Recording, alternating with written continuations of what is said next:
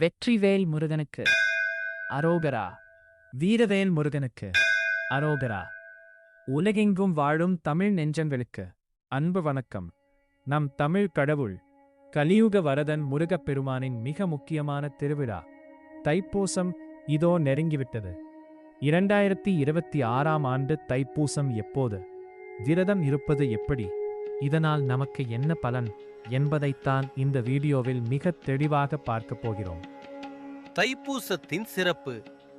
தைப்பூசம்னா சும்மா ஒரு திருவிழா இல்லைங்க, இது ஒரு வெற்றியின் கொண்டாட்டம். உலகம் செழிக்க அன்னை பார்வதி தேவி தன் மகன் முருகனுக்கு சக்தி வாய்ந்த வேல் வழங்கிய புனிதமான நாள் இது. அந்த வேல் கொண்டு சூரபத்மன் என்ற அரக்கனை அழித்து தேவர்களை காத்த நாள். அதனால்தான் தைப்பூசத்தன்று நாம் முருகனை வழிபட்டால் நம் வாழ்வில் இருக்கும் தீமைகள், கஷ்டங்கள், நோய்கள் எல்லாம் அந்த வேல்பட்டு பொடி பொடியாகும் என்பது நம் அசைக்க முடியாத நம்பிக்கை. 2026 தைப்பூசம் சரியான நேரம். தை மாதம் பௌர்ணமி திதியும் பூச நட்சத்திரமும் சேரும் நாள்தான் தைப்பூசம்.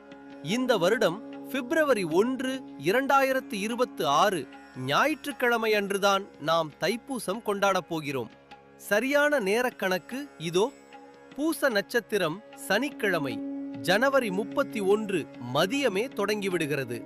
ஆனால் ஞாயிற்றுக்கிழமை பிப்ரவரி 1 காலை சூரிய உதயத்தின் போது பூச நட்சத்திரம் இருப்பதால் அந்த முழு நாளையும் நாம் தைப்பூச திருநாளாக கொண்டாடுகிறோம். அன்றைய தினம் முழுவதும் பௌர்ணமி திதியும் இருக்கிறது. எனவே ஞாயிற்றுக்கிழமை பிப்ரவரி முதல் முருகனை வழிபட மிக மிக உகந்த நாள். இந்த சக்தி வாய்ந்த நாளில் விரதம் இருப்பது எப்படி?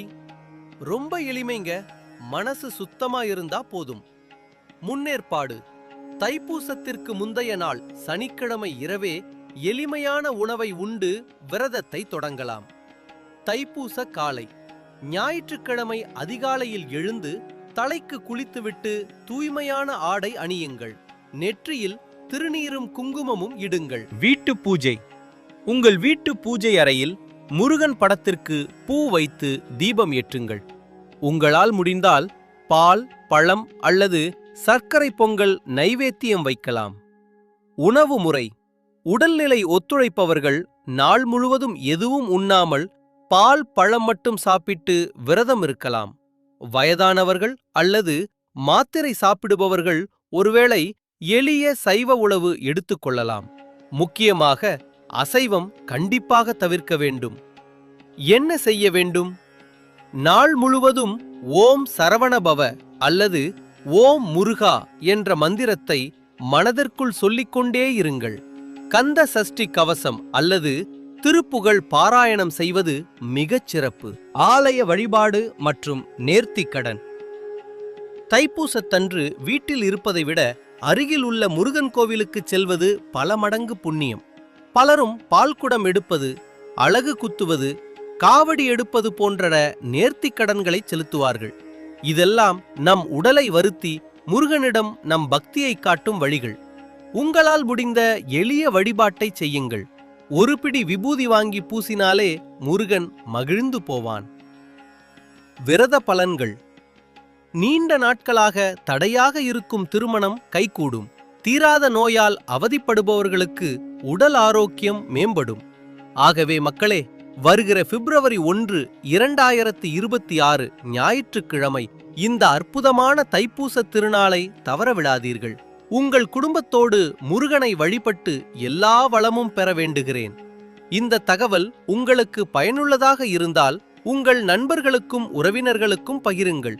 அவர்களும் பயனடையட்டும். மீண்டும் ஒருமுறை வெற்றிவேல் முருகனுக்கு அரோகரா. நன்றி, வணக்கம். கடன் தொல்லைகள், எதிரிகள் தொல்லை நீங்கும். மிக முக்கியமாக அந்த ஞானவேல் எப்படி அறியாம இருளை நீக்கியதோ அதே போல நம் மனதில் இருக்கும் குழப்பங்கள் நீங்கி தெளிவான புத்தி கிடைக்கும்.